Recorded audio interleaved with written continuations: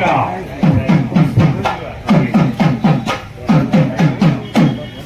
జై శ్రీరామ్.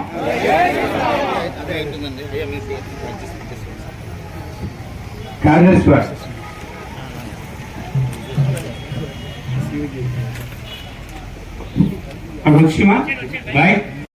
జై శ్రీరామ్.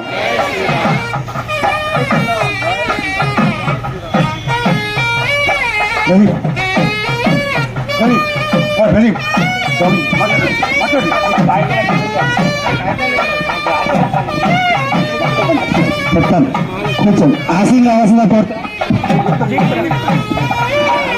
స్వామీజీ వారిని ఆశీన్ రావాల్సిన కోరుతున్నాం. అలాగే మన నగర అధ్యక్షుల గారిని, అలాగే సరసంఘ చాలక్ మాననీయ విల్లు శ్రీనివాసరావు గారిని, అలాగే తాతాజీ గారిని స్వామివారికి పుష్పమాలతో సత్కరించవలసిందిగా కోరుతున్నాం. జై శ్రీరామ్. భారత్ మాతాకి, భారత్ మాతా.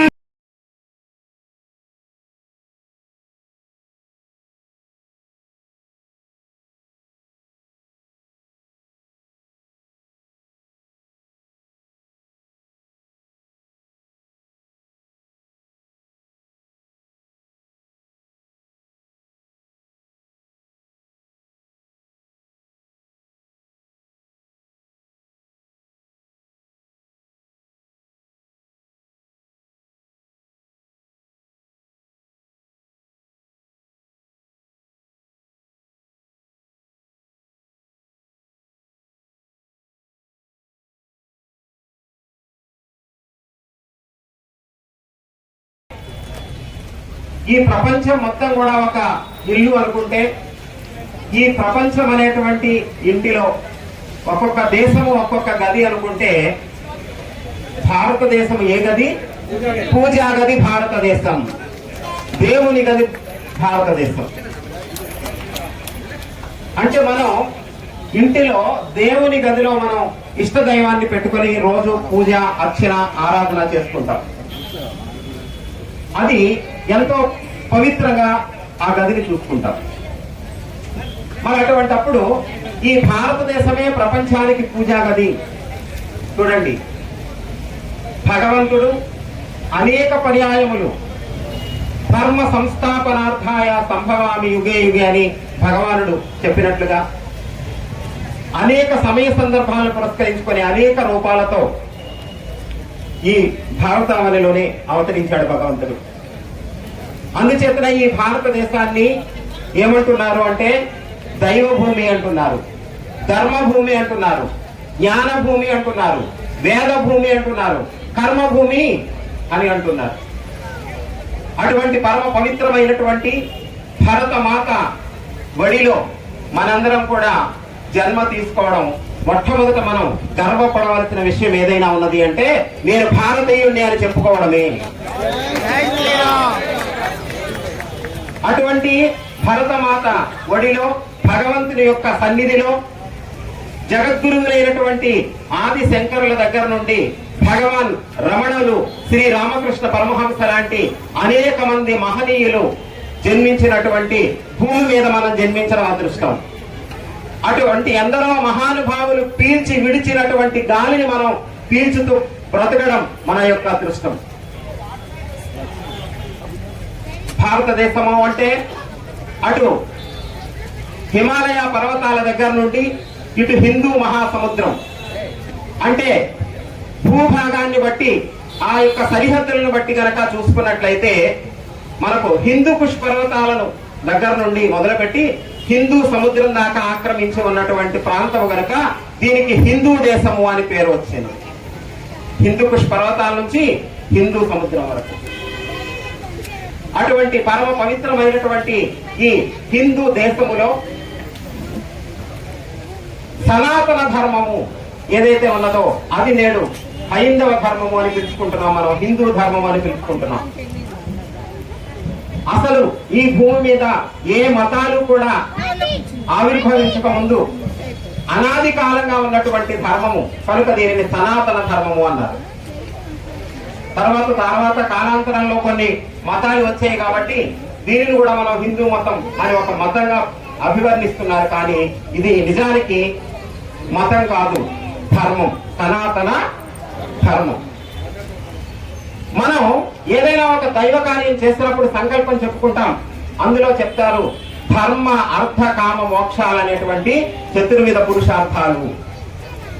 ధర్మార్థ కామ మోక్షాలు అనే 4 మనం సాధించడం కోసం మానవ జన్మ తీసుకున్నాము. ఈ 4 పురుషార్థాలు అన్నారు. అందులో ప్రధాన పురుషార్థం ఏం చెప్పారు? ధర్మము అని చెప్పారు. చివరిది ఏం చెప్పారు? మోక్షము అని చెప్పారు. ధర్మ అర్థ కామ మోక్ష, ఈ 4 పురుషార్థాలు సాధించేటువంటి వాడు ఈ యొక్క జీవుడు. ఆ జీవుడు ఆ 4 పురుషార్థాలను సాధించాలి అంటే దానికి కావలసిన ఉపాధియే మానవ ఉపాధి. అందుచేతన పెద్దవాడు చెప్తారు జన్మానాం నరజన్మ దుర్లభం. ఆది శంకరులు చెబుతారు దుర్లభం త్రైమేవై తత్ కేవల దైవానుగ్రహ హేతుకం మనుష్యత్వం ముముక్షత్వం మహాపురుష సమాశ్రయ.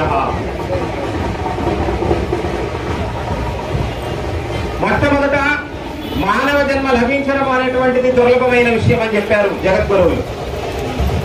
2 ముముక్షత్వము అన్నారు. మోక్షము సంపాదించాలి అనేటువంటి తపన కలిగి ఉండడం ముముక్షత్వము. 3వది మహాపురుష సమాశ్రయ.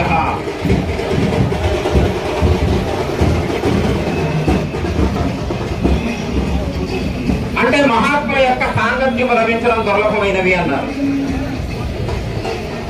మనిషి జన్మ లభించింది మనకు. ఈ మానవ జన్మను సార్థకత చేసుకోవాలనేటువంటి తపన కలిగి ఉన్నదా లేదా అని మనం ప్రశ్నించుకోవాలి. ఇక 3వది మహాత్ముల యొక్క సాంగత్యం. మహాత్ముల యొక్క సాంగత్యము లేకపోతే మనం మన జీవితాన్ని సార్థకత చేసుకోవాలనేటువంటి తపన మనలో కలగదు. కనుక మనం అనాది కాలం నుండి చూసినట్లయితే భగవంతుని యొక్క అవతారమూర్తుల దగ్గర నుంచి అనేక మంది మహానుభావులు ఈ భారతావనిలో అవతరిస్తూ వచ్చారు. అటువంటి మహాత్ములను మనం ఆదర్శంగా తీసుకోవాలి.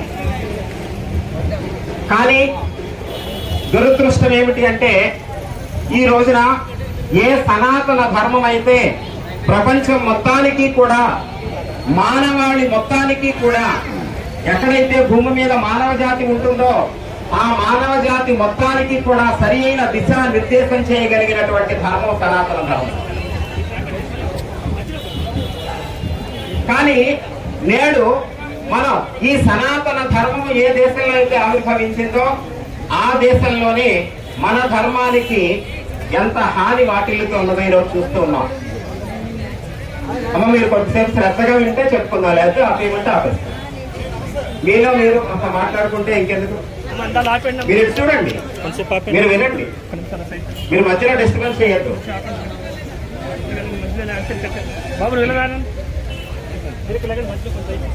కనుక సనాతన ధర్మం అనేటువంటిది ఏదైతే ఉన్నదో ఆ సనాతన ధర్మానికి నేడు మన దేశంలోనే, అంటే సనాతన ధర్మానికి పుట్టినిల్లేది భారతదేశం. పుట్టినింటిలోనే మనకు రక్షణ లేదనుకోండి ఎట్లా ఉంటుంది? దాన్ని మనం ఊహించగలం. అసలు ఎవరైనా సరే ఎక్కడికైనా వెళితే ఏదైనా కష్టం వస్తే ఏదైనా ఇబ్బంది వస్తే ఎక్కడికి వెళ్ళిపోవాలనుకుంటారు? పుట్టింటికి వెళ్ళిపోవాలనుకుంటాం. అంటే మనం విదేశాల్లో ఉన్నా లేకపోతే ఏదో మహానగరాల్లో ఉన్నా మన సొంత ఊరు పల్లెటూరులో మనం పుట్టి పెరిగిన ఇంటికి వెళితే మనకు అక్కడ ఒక ఆస్వాదన లభించినట్లుగా ఉంటుంది, ఒక ఆహ్లాదంగా ఉంటుంది. అలానే నేడు కనుక మనం చూసినట్లయితే ఏదైతే సనాతన ధర్మానికి పుట్టినిల్లుగా ఉన్నదో అటువంటి భారతదేశంలో సనాతన ధర్మానికి అలానే హిందువులకు కూడా ఎన్నో రకాలైనటువంటి ఇబ్బందులు ఎదురవుతూ ఉన్నాయి. నిన్న మొన్న మనం చూసినట్లయితే ఆ మధ్యన బంగ్లాదేశ్ లో ఎట్లాంటి పరిస్థితులు వచ్చాయో చూసాం. మరలా ఇటీవల కాశ్మీరులో మీరు హిందువులా అని అడిగి మరి 28 మంది హిందువులను కిరాతకంగా దారుణంగా కాల్చి చంపినటువంటి ఘటన నిన్న మొన్న చోటు చేసుకుని మనందరికీ తెలుసు. మనం ఎక్కడున్నాం, ఏం జరుగుతుంది, ఎటువంటి పరిస్థితులు మనం ఎదుర్కోవాల్సి వస్తుంది, ఎంత దయనీయమైన పరిస్థితి ఇది. మనం కనుక ఇట్లానే నిద్రావస్థలో ఉంటే, మనలో కనుక చైతన్యం రాకపోతే హిందువులు రాబోయే కాలంలో మనమంతా ఇలాంటి మరెన్నో పరిస్థితులు ఎదుర్కోవాల్సి వస్తుంది. తస్మాత్ జాగ్రత్త. అటువంటి విపత్కరమైన పరిస్థితులు ఏది వచ్చినా కూడా తట్టుకొని నిలబడి ధైర్యంగా మనం ఎదుర్కొనేటువంటి చైతన్యం ఈ రోజు మనందరిలో కూడా రావాల్సిన అవసరం ఎంతైనా ఉన్నది. అన్య మతస్థులకు వారి మతం పట్ల ఉన్నటువంటి అభిమానము నిజంగా హిందువులమైన మనకు ఉన్నదా? లేదు. మనం ఏదో కాసేపు కార్యక్రమం చేసుకుంటే పాల్గొంటాం, వెళ్ళిపోతాం, ఆ తర్వాత మళ్ళీ మన పని మనది. కానీ అన్య మతాలలో చూస్తున్నట్లయితే వాళ్ళ కుటుంబం కన్నా, వాళ్ళ సంపద కన్నా వాళ్ళ మతమే వాళ్ళకి ముఖ్యము, గొప్పది. ఆ మతాన్ని వాళ్ళు ఇంకా ప్రాచుర్యంలోకి తీసుకురావాలన్నటువంటి పట్టుదల మనకు కనపడతా ఉంది వాళ్ళల్లో. మత వ్యాప్తి కోసం, మత విస్తరణ కోసం వాళ్ళు ఏదైనా చేయడానికి సంసిద్ధంగా ఉంటారు. మేము అంటూ ఉంటాం, అన్య మతస్థులను విమర్శించడమో కించపరచడమో కాదు, మన తప్పులు మన లోపాలు తెలుసుకొని మనం వాటిని సరి చేసుకోవాలి. ఎదుటి వారి యొక్క బలము అంటే ప్రత్యేకంగా ఎదుటి వారికి ఏమీ బలం లేదటండి. ఎదుటి వారి బలం అంటే ఏమిటి అంటే మన బలహీనతే ఎదుటి వారికి బలం. ఈరోజు ఇంత గొప్ప భారతదేశంలో, ఇంత గొప్ప సువిశాలమైన భారతదేశంలో ప్రతిరోజు ఏదో ఒక మూల హిందువులు అనేక రకాలైనటువంటి ఇబ్బందుల పాలవుతూ ఉన్నారంటే దానికి కారణం ఏమిటి అంటే కేవలం ఐకమత్యము లోపించడము. హిందువులైనటువంటి వాళ్ళందరూ కూడా నేను హిందువును అన్నటువంటి విషయం మర్చిపోయి కేవలం హిందువులైనటువంటి వాళ్ళు కులాల పేరుతో, వర్గాల పేరుతో, ప్రాంతాల పేరుతో విడిపోతూ ఉన్నాము. నిజం కాదంటారా?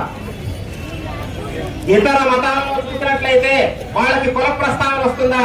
కేవలం మత ప్రసక్తే ఉంటుందా? ఇతర మతాలలో మత ప్రసక్తి మాత్రమే ఉంటుంది వాళ్ళకి.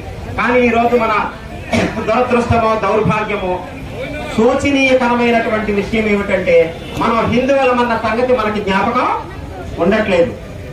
నేను రెడ్డి, నేను కమ్మ, నేను బ్రాహ్మణ, నేను కాపు, నేను వెలమ, ఏదో కులం పేరు చెప్పుకుంటా ఉన్నారు. నిజానికి అసలు కులం అనేది లేడు.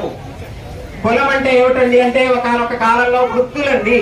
వాళ్ళు చేసే పని వృత్తిని బట్టి వాళ్ళని ఆ పేరుతో పిలిచారు. ఈ రోజు కుల వృత్తులు ఎంతమంది చేస్తున్నారు? ఎవరి వృత్తి కుల వృత్తి వాళ్ళు ఏం చేసుకోవట్లేదు కదా. అందరూ అన్ని రకాలు ఎవరికి నచ్చింది వాళ్ళు చేసుకుంటున్నప్పుడు ఇంకా కులం అనేటువంటి ప్రసక్తి ఎక్కడ ఉన్నది?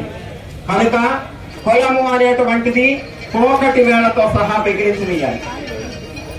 కులము అనేటువంటి అడ్డుగోడలు బద్దలు కొట్టి మనమంతా హిందువులమని, సనాతన ధర్మ అనునాయులమని, మనమంతా అన్నదమ్ములమని గుర్తించి తెలుసుకొని ఐకమత్యతతో మెలగకపోతే ఈ రోజు కాశ్మీర్ లో జరిగినటువంటి పరిస్థితి మనందరం కూడా ఎదుర్కోవడానికి సిద్ధంగా ఉండాలి.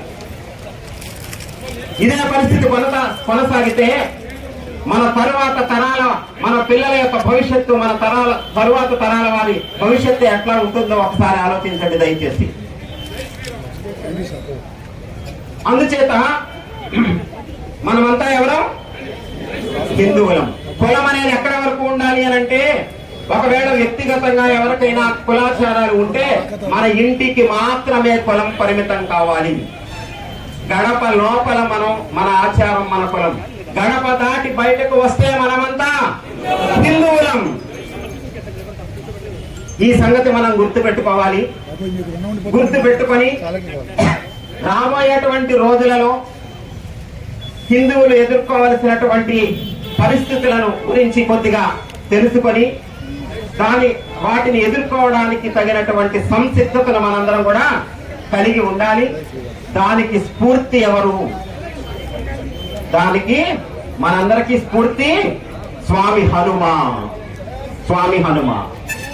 అందుకోసమే ఈ రోజు జరుగుతున్నటువంటి ఈ కార్యక్రమానికి హనుమాన్ శోభాయాత్ర అని పేరు పెట్టారు. ఎందుచేత పెట్టారు? ప్రతిదానికి ఒక కారణం ఉంటుంది కదా. హనుమాన్ శోభాయాత్రలో ఇక్కడ హనుమాన్, స్వామి హనుమాన్ యాకముఖ హనుమాన్ కాదు, పంచముఖ హనుమాన్. పంచముఖ హనుమాన్ లో ఎన్ని ముఖాలు ఉంటాయండి? ఏమేమి ఉంటాయి? 5 ముఖాలు ఏముంటాయి? ఒక పక్క వరాహ రూపం ఉంటుంది, కదా, గరుడ ముఖం ఉంటుంది, మరొక పక్క నారసింహ ముఖం ఉంటుంది, అలానే హయగ్రీవ ముఖం ఉంటుంది, మధ్యలో స్వామి హనుమ ముఖం ఉంటుంది. మొత్తం ఎన్ని ముఖాలు? 5 ముఖాలతో ఉన్నటువంటి పంచముఖ హనుమాన్ మనకు మన ధర్మాన్ని రక్షించుకోవడానికి ఎటువంటి స్ఫూర్తి నింపుతున్నారో ఇప్పుడు మనం తెలుసుకునే ప్రయత్నం చేద్దాం. పంచముఖాలలో వరాహ ముఖము అనేది ఉన్నది కదా. వరాహ అవతారంలో స్వామి ఏం చేశారు? వరాహ అవతారము భూమిని ఉద్ధరించడానికి వచ్చినటువంటి అవతారం కదా. అందుచేత పంచముఖ హనుమాన్ స్వరూపంలో ఉన్న ఆ వరాహ ముఖం మనకేం తెలియజేస్తుంది అని అంటే, వరాహ స్వామి ఎలా అయితే భూమిని ఉద్ధరించారో అదే విధంగా మనమందరం ఐకమత్యంతో ఉండి సనాతన హిందూ ధర్మాన్ని మనం ఉద్ధరించుకోవాలి అని తెలియజేస్తాం. వరాహ స్వామిని భూమిని ఉద్ధరించినట్టుగా మనమంతా ఈరోజు ఏం చేయాలి?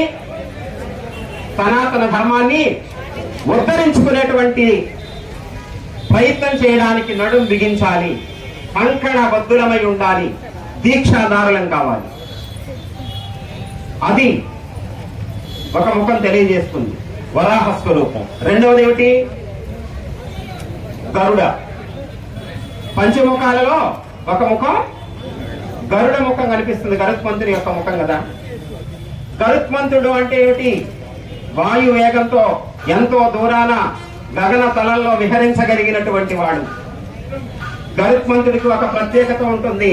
తాను ఎంత దూరంలో గగన తలంలో విహరిస్తున్నప్పటికీ కూడా తనకు కావలసిన ఆహారం ఎంతో దూరంలో భూమి మీద ఉన్నా కూడా కనిపెట్టగలుగుతుంది, వెంటనే వచ్చి దాన్ని తీసుకుంటుంది కదా. అంటే దూర దృష్టికి ప్రతీకగా మనం ఇక్కడ గరుత్మంతుడిని తీసుకోవాలి. వాయు వేగానికి ప్రతీకగా తీసుకోవాలి. దూరదృష్టి ఇప్పుడు ఏం అవసరం హిందువులకు అని అంటే, సమాజంలో ఇప్పుడు మనం చూస్తున్నటువంటి పరిస్థితులు, బంగ్లాదేశ్ లో జరిగినది కానివ్వండి, కాశ్మీర్ లో జరిగింది కానివ్వండి, ఇక అంతకు ముందు వంశక్రమంలో అక్కడక్కడ జరుగుతున్నటువంటి ఇబ్బందులు కానివ్వండి, కొన్ని చోట్ల దేవాలయాలు కూల్చివేయటం, కొన్ని చోట్ల విగ్రహాలు శిరస్సులు ఖండించడం, కొన్ని చోట్ల రథాలు తగలబెట్టడం చూస్తున్నాం కదా. ఇదంతా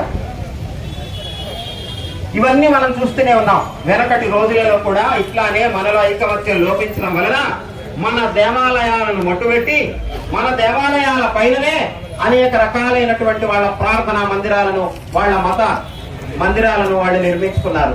అవునా కాదా? ఈ రోజు చాలా ఇతర మతస్థుల యొక్క మందిరాలు లోపల చూసినట్లయితే ఏం కనిపిస్తున్నాయి? హిందూ దేవాలయాలు కనిపిస్తున్నాయి. మనం ఇప్పుడు కళ్ళు తెరిచి ఐకమత్యంగా ఏకం కాకపోతే మళ్ళీ అటువంటి పరిస్థితి ఎదుర్కోవాల్సి వస్తుంది. ఈ దేశంలో ఇప్పటి వరకు హిందువులమైన మనం మెజారిటీలుగా ఉన్నాం, అన్య మతస్థుల మైనారిటీలుగా ఉన్నారు.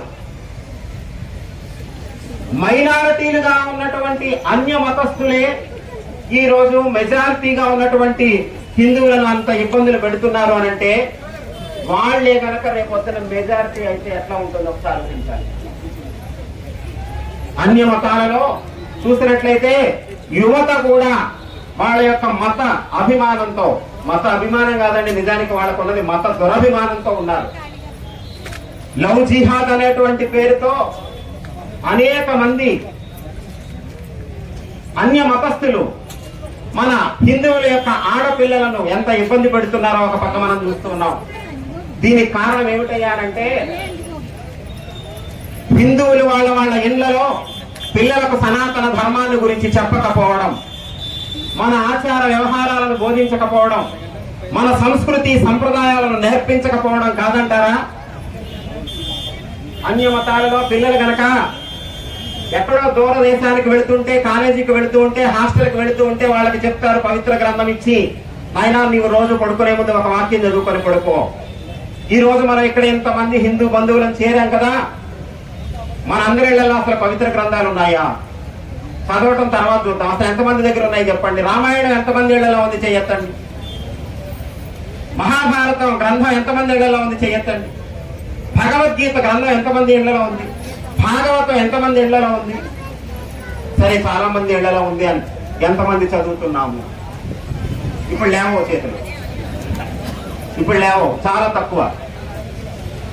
మనకేమిటంటే గ్రంథం ఉంటే చాలు, పుస్తకం ఉంటే చాలు, దండం పెడితే చాలు, పువ్వు పెడితే చాలు, పసుపు కుంక వేస్తే చాలు. పసుపు కుంక వేసాక పుస్తకం అంతా పడైపోటాక తర్వాత ఇక చదువుకుందామన్నా అక్షరాలు కనపడవు, పసుపు కుంకం నిండి. పుస్తకాలు ఉండేది పసుపు కుంకాలు వేయడానికా, చదువుకోవడానికా? పంచమ వేదముగా వేదవ్యాస మహర్షి ఏ మహాభారతాన్ని అయితే అందించారో ఆ మహాభారత అంతర్గతంగా మహాభారతానికి హృదయం అనదగినటువంటి శ్రీమద్ భగవద్గీత హిందువులు ఎంతమంది పిల్లలకు నేర్పిస్తున్నారు? మనం మనం తెలుసుకో, మన పిల్లలకు నేర్పం. ఒకవేళ నేర్పినా శ్లోకాలు కంఠస్థ బట్టి ప్రైజ్ వచ్చిందని చెప్పి వాట్సాప్ స్టేటస్ లో పెట్టుకుంటాకో, ఫేస్బుక్ లో ఫొటోస్ పెట్టుకుంటాకో మాత్రమే పరిమితం అవుతుంది తప్ప ఆ భగవద్గీతలో ఏం చెప్పాడో అన్న విషయాన్ని మస్తకంలోకి ఎక్కించుకునే ప్రయత్నం లేదు. నిజం కాదంటారా? అంటే భారతీయ ధర్మం, సనాతన ధర్మం ఎంత గొప్పది నిజానికి అని అంటే, ఏమండి, ఇక్కడ వేదాలు పుట్టాయి, ఉపనిషత్తులు పుట్టాయి, బ్రహ్మసూత్రాలు ఉన్నాయి, అష్టాదశ పురాణాలు ఉన్నాయి, ఇతిహాసాలు ఉన్నాయి, భగవద్గీత ఉన్నది. ఆరోగ్యంగా ఎలా బ్రతకాలో యోగ శాస్త్రం ఉన్నది, సూర్య నమస్కారాలు ఉన్నాయి, ప్రాణాయామం ఉన్నది. ఎటువంటి సైడ్ ఎఫెక్ట్స్ రాకుండా ఆరోగ్యం కోసం ఆయుర్వేదం ఉంది వేదంలో. ఈ రోజు నా ధర్మం గొప్పది, సనాతన ధర్మం గొప్పది, భారతదేశం గొప్పది అని ఊరికే చంకలు కొట్టుకొని సంబరపడమేనా? నిజంగా ప్రాక్టికల్ గా మనం వాటిని ఉపయోగించుకుంటున్నామా చెప్పండి? హార్ట్ఫుల్ గా ఉపయోగించుకుంటున్నాం ఏమైనా? లేదు. మరేమిటి ఇంకా ప్రయోజనం ఏముంది? సనాతన ధర్మం అంటే ఏమిటి అని అంటే, ఎటువంటి విధంగా మానవుడు జీవిస్తే, ఏ విధంగా మనిషి జీవిస్తే అటు వ్యక్తి స్థాయిలో కానీ, కుటుంబ విలువలు కానీ, అలానే సమాజం కానీ, దేశం కానీ, ఆరోగ్యం కానీ, నైతిక విలువలు కానీ అన్ని బాగుంటాయో అవన్నీ మిశ్రమంగా అందించేటువంటి ధర్మం ఏదైతే ఉన్నదో అదే సనాతన ధర్మం. అటువంటి సనాతన ధర్మంలో మనం జన్మించి సనాతన ధర్మంలో ఉన్నటువంటి అనేక మంది ఋషులకు వారసులుగా మనం ఉండి ఈ రోజు వారు అందించినటువంటి గ్రంథాలు చదువుకోలేకపోతున్నాం, వాటిలో ఉండే విషయాన్ని తెలుసుకోలేకపోతున్నాం. దీపం కింద చీకటి ఉంటుందంట, దీపం యొక్క వెలుగు చుట్టూ ఉంటుందట. ఏ భారతదేశంలో అయితే అవతార పురుషులు మొదలు, ఋషుల మొదలు, మహానుభావులు, జ్ఞానులు, శంకర, రామానుజ, మధ్వాచార్యులు వంటి ఆచార్యులు అవతరించారో, భగవాన్ రమణులు, శ్రీరామకృష్ణులు లాంటి మహాత్ములు అవతరించారో, అటువంటి జ్ఞాన సంపన్నమైన భూమిలో మనం జన్మించి కూడా అజ్ఞానంతో బ్రతుకుతున్నాం. ఎలా ఉంది మన పరిస్థితి ఈ రోజు అనంటే, చెట్టు నిండా ఫలాలున్నాయట. చెట్టు నిండా ఫలాలు పెట్టుకొని ఆ చెట్టు కింద నిలబడి ఆకలో రామచంద్ర అంటూ ప్రాణాలు పోయాడట, ఆకలి చావు తెచ్చాడట. అదేమిటండి? వాడు ఉన్నది ఎక్కడ? చెట్టు కింద. ఆ చెట్టు నిండా ఏమున్నాయి? ఫలాలు ఉన్నాయి. ఆ ఫలాలు తినకుండా ఆకలో రామచంద్రాన్ని తెచ్చిన వాడిని ఏమనాలి? అంత వివేకంలో ఉన్నాం ఈ రోజు మనం. జ్ఞాన ఫలాలు సమృద్ధిగా ఉన్నటువంటి భరతమాత వడిలో మనం ఉండి కూడా అటువంటి జ్ఞాన ఫలాలను మనం అందుకోలేకపోతున్నాము. అందుకని ఇంకా రెండు ముఖాలు ఉన్నాయి చూడండి. వారసత్వంగా సంపద కాదు, డబ్బులు కాదు, విలువలు ఇవ్వాలి, సంస్కృతి ఇవ్వాలి, సంప్రదాయం ఇవ్వాలి. ఇతర మతస్థులు చూస్తే వారు ఏ వయోభేదాలు లేకుండా వాళ్ళ ఆచారాలు ఎంతో కొంత పాటిస్తూ ఉన్నారు. మనం మన కుటుంబ సభ్యులు, మన పిల్లలు ఎంత మన ఆచారాలు పాటిస్తున్నాం? ఒకవేళ పాటించిన మూఢాచారాలు ఏముంటాయి వాటిని పాటిస్తాం. అసలైన ఆచారాలన్నీ పక్కకు పోతున్నాయి. కనుక పంచముఖ హనుమాన్ యొక్క గరుడ స్వరూపం ఏం చెప్తుంది అంటే, దూరదృష్టితో ఆలోచించు. రేపు రాబోయే నీ తరతరాల వాళ్ళ యొక్క భవిష్యత్తును దృష్టిలో పెట్టుకొని ఈ రోజు సరైనటువంటి కార్య ప్రణాళిక సిద్ధం చేసుకోమని చెప్తుంది. ఇక హనుమంతుడి యొక్క పంచముఖాలలో నారసింహ ముఖం ఏం చెప్తుంది? నారసింహ అవతారం దేనికోసం వచ్చిందండి? ప్రహ్లాదుని రక్షించుతూ దుర్మార్గుడైనటువంటి హిరణ్యకశిపుడు అనే రాక్షసుడిని చీల్చి చెండాడడానికి వచ్చింది. అలానే మనమంతా కూడా ధర్మాధర్మాలు ఏమిటో తెలుసుకొని అధర్మాన్ని నారసింహుడు హిరణ్యకశిపుణ్ణి చీల్చి చెండాడినట్లు అధర్మాన్ని మనం చీల్చి చెండాలని, అందుకు సరి అయినటువంటి శక్తి సామర్థ్యాలు సముపార్జించుకొని ఉండాలి అని చెబుతుంది నారసింహ ముఖం. ఇక హయగ్రీవుడు అంటే గుర్రం ముఖం ఉంటుంది కదండి. గుర్రం ముఖం ఏం చెప్తుంది? హయగ్రీవుడు జ్ఞానానికి ప్రతీక. అంటే మనమంతా కూడా జ్ఞాన సముపార్జన చేయాలి. అసలు సమాజంలో ఇన్ని అనర్థాలు జరగడానికి కారణం ఏమిటండి? మనిషికి జ్ఞానం లోపించడం. అటువంటి జ్ఞానాన్ని గనక మనం సముపార్జించాలి అని హయగ్రీవ ముఖం తెలియజేస్తుంది. అటువంటి జ్ఞాన సముపార్జన కోసం మనం గురువులను ఆశ్రయించాలి. భగవంతుడు పూర్వపు యుగాలలో రామకృష్ణాది స్వరూపాలలో అవతరిస్తే కలియుగంలో భగవంతుడు గురు స్వరూపంలో అవతరిస్తాడట. శంకర స్వయం అన్నారు. రేపు మే 2వ తేదీ రాబోతుంది జగద్గురువుల ఆది శంకరాచార్యుల జయంతి. అంటే చూడండి, పూర్వము ఇతర యుగాలలో భగవానుడు అవతార పురుషులైన రామకృష్ణాదుల రూపాలలో వస్తే కలియుగంలో ఏ రూపంలో వచ్చాడు? సద్గురువుల రూపంలో భగవంతుడు వచ్చి మనకు దిశానిర్దేశం చేస్తూ ఉన్నాడు. ఆ గురువుల చరిత్ర చదవం, ఆ గురువులు బోధించిన జ్ఞానాన్ని చదవము, వినము, తెలుసుకోము. అటువంటి జ్ఞాన సముపార్జన లేకపోతే ఎట్లా ఉంటుంది మన జీవితం? అంధకార బంధువుల్లోకి వెళ్ళిపోతుంది అని హయగ్రీవ ముఖం తెలియజేస్తుంది.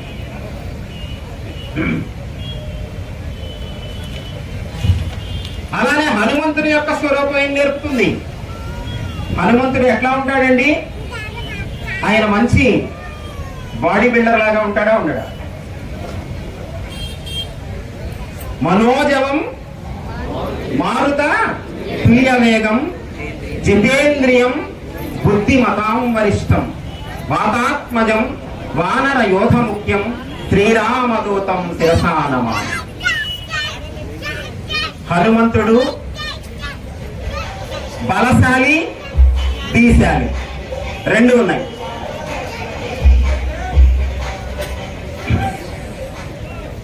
స్వామి వివేకానంద అంటారు, భారతదేశంలో ఉండేటువంటి యువత అందరూ కూడా స్వామి హనుమను ఆదర్శంగా తీసుకోవాలి. స్వామి హనుమను ఆదర్శంగా తీసుకొని ఎలా తయారు కావాలి అని అంటే ఇనుప నరాలు లాగా ఉండాలట యువత. కండరాలు ఉక్కు కండరాల మాదిరిగా ఉండాలట. ఎవరికున్నాయి అట్లా? హనుమంతుడికున్నాయి. మరి అటువంటి శారీరక బలాన్ని, దృఢత్వాన్ని, బుద్ధి యొక్క దృఢత్వాన్ని కూడా కలిగినటువంటి స్వామి హనుమను మనం పటాలు పెట్టి పూజించి, విగ్రహాలు పెట్టి గుళ్ళు కట్టి ఆకు పూజ లేకపోతే సింధూరము అర్చన చేస్తే సరిపోతుందా?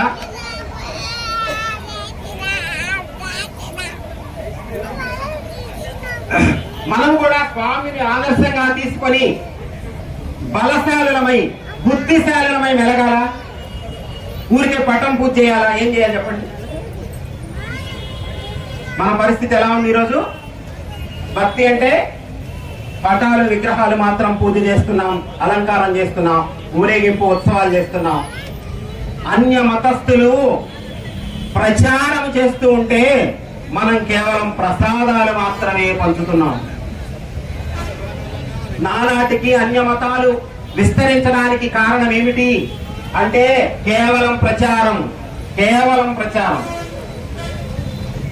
అవునా కాదా చెప్పండి? కానీ ఈరోజు మనం ఏం చేస్తున్నాం? ఏ ఉత్సవమైనా, ఏ పండగైనా హడావుడి, ఉరుగులు పరుగులు, ఇక భోజనాల ఏర్పాట్లు, తినడం, వెళ్ళడం. ఒక్క ముక్కైనా మనం ఏదైనా విన్నామా? అరే ఒక్కొక్క మత గ్రంథం మాత్రమే పట్టుకొని వాళ్ళంతా ప్రచారం చేస్తూ ఉంటే 4 వేదాలు, 18 పురాణాలు, రామాయణ, భారత, భాగవతాది ఇతిహాసాలు, శ్రీమద్ భగవద్గీత, ఇన్ని గ్రంథాలుండి మనం ఏమాత్రం ప్రచారం చేయలేకపోవడం ఏమిటి దురదృష్టం. కాకపోతే ఒకే ఒక్క గ్రంథం పట్టుకొని వాళ్ళంతా ప్రచారం చేస్తున్నారే. చిన్నప్పటి నుంచి ఉగ్గు పాలతో పెట్టిన విద్యలాగా వాళ్ళ పిల్లలకి వాళ్ళ యొక్క మత ధర్మాన్ని, వాళ్ళ యొక్క ఆచారాలను తెలియజేస్తూ ఉన్నారు. కానీ ఈ రోజు మనం ఎలా ఉన్నాం, మన పిల్లలు ఎలా ఉన్నారు? గుండె మీద చేయి వేసుకొని మనం ఆలోచించాలి. హృదయపూర్వకంగా, నిష్పక్షపాతంగా మనల్ని మనం అంచనా వేసుకోవాలి. ఎంతసేపు మనకు పిల్లల చదువులయ్యాయా, మంచి ఉద్యోగం వచ్చిందా, మంచి ప్యాకేజ్ వచ్చిందా, అపార్ట్మెంట్ కొనుక్కున్నామా లేదా, అది 1C అయిందా 2C అయిందా చెప్పుకోవడం, లేకపోతే పిల్లలు అమెరికాలో ఉన్నారా జపాన్ లో ఉన్నారా చెప్పుకోవడం, ఇవి చెప్పుకొని మొరవడం తప్ప నా దేశం ఏమిటి, నా ధర్మం ఏమిటన్న ఆలోచన ఏ కోశానన్నా ఉన్నదా మనలో? అసలు దేశమే లేకపోతే రేపు మనకి ఆధారం ఏమిటి? మనం ఎక్కడుంటాం? అన్య మతస్థులకు అనేక దేశాలు ఉన్నాయి, కానీ హిందూ దేశం ఒక్కటే ఉంది. ఆ ఒక్క హిందూ దేశాన్ని కూడా మనం కాపాడుకోలేకపోవడం ఏమిటి? దౌర్భాగ్యం. భారతదేశం అనేటువంటిది అన్ని దేశాలకు ఉపాధ్యాయుని అన్నారు. గురుస్థానంలో ఉన్నటువంటి దేశం భారతదేశం. భారతదేశంలో సనాతన ఋషులు అందించినటువంటి జీవన విధానాన్ని అనుసరిస్తే ప్రతి మనిషి 100 ఏళ్లు సంపూర్ణ ఆయుష్తో సంపూర్ణ ఆరోగ్యంగా బ్రతుకుతాడు. కానీ మనం మన ఋషులు చెప్పిన, మన పెద్దలు చెప్పినటువంటి విధానాన్ని విడిచిపెట్టి పాశ్చాత్యపు సంస్కృతి సంప్రదాయాలకు ఎగబడి ఏం చేస్తున్నామంటే రోగాలను దిగుమతి చేసుకుంటున్నాం. మన పెద్దవాళ్ళు ఎలా బ్రతికారు, ఎంత కాలం బ్రతికారు, ఎంత ఆరోగ్యంతో బ్రతికారు అంటే వాళ్ళు జీవన విధానం కరెక్ట్ అన్నట్ట. ఈ రోజు 30 సంవత్సరాలు రాకుండానే మోకాళ్ళ నొప్పులతో బాధపడుతూ బీపీ, షుగరు, థైరాయిడ్, సయాటికా, 4 పురుషార్థాలు ఇవన్నీ ఈ రోజు మనకి. 100 సంవత్సరాలు ఆరోగ్యంగా బ్రతికిన మన పెద్దలు ఎక్కడా? 30 ఏళ్ళు కూడా రాకుండా రోగాల బారిన పడుతున్న మనం ఎక్కడ? 3 నిమిషాల పాటు 3 నిమిషాలు కొన్ని ముఖ్యమైన విషయాలు మీ అందరికీ తెలియజేసిన తర్వాత మన శోభాయాత్రకి కొబ్బరికాయ కొట్టి ప్రారంభం చేస్తాం. చివరి ఘట్టానికి అంటే ఈ సభ చివరి ఘట్టానికి వచ్చింది. ఇక శోభాయాత్ర అలాగే ఘాటు దగ్గర హారతి కార్యక్రమము మిగిలి ఉన్నాయి. కాబట్టి మన హైందవ సోదరులు బంధువులందరూ కూడా సావధానం.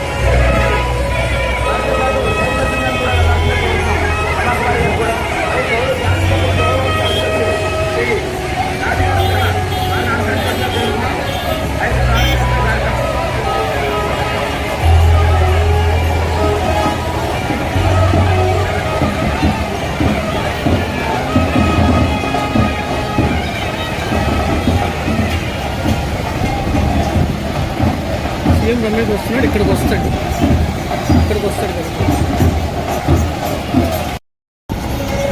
జూమ్ చేయండి.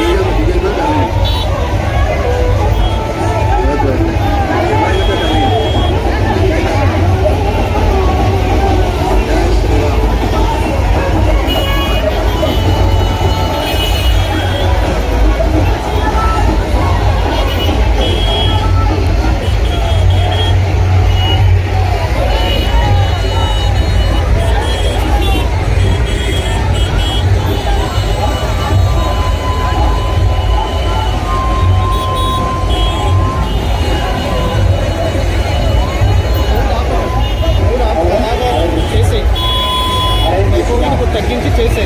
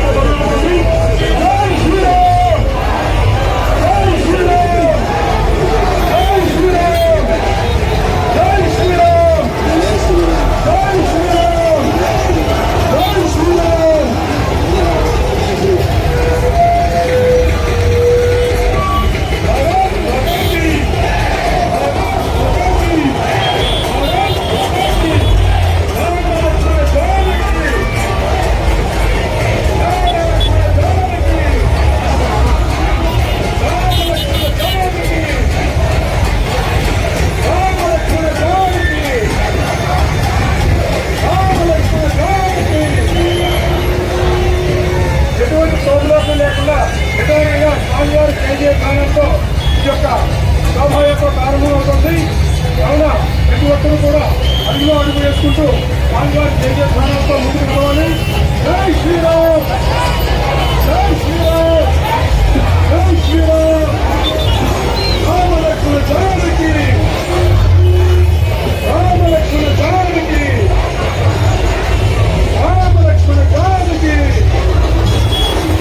జై శ్రీరామ్, జై శ్రీరామ్, జై శ్రీరామ్, జై హనుమాన్, జై జై హనుమాన్, జై హనుమాన్, జై జై హనుమాన్, జై హనుమాన్.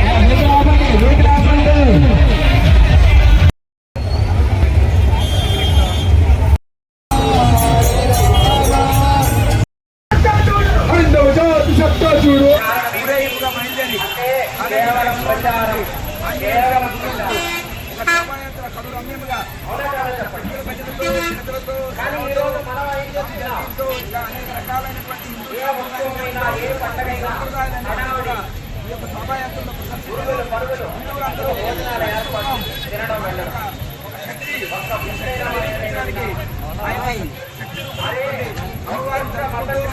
ఆంజనేయ స్వామి ఏదైతే మనందరికీ బలానికి ప్రతిరూపమైనటువంటి ఆంజనేయ స్వామి ఆంజనేయ స్వామిని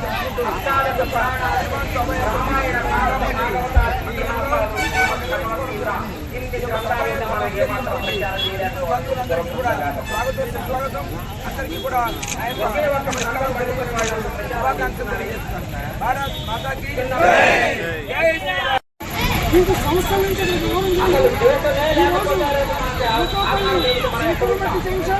సూర్యనారాయణమూర్తి స్వామి టెంపుల్ నుంచి ఈరోజు కొత్తూరు ఆంజనేయ స్వామి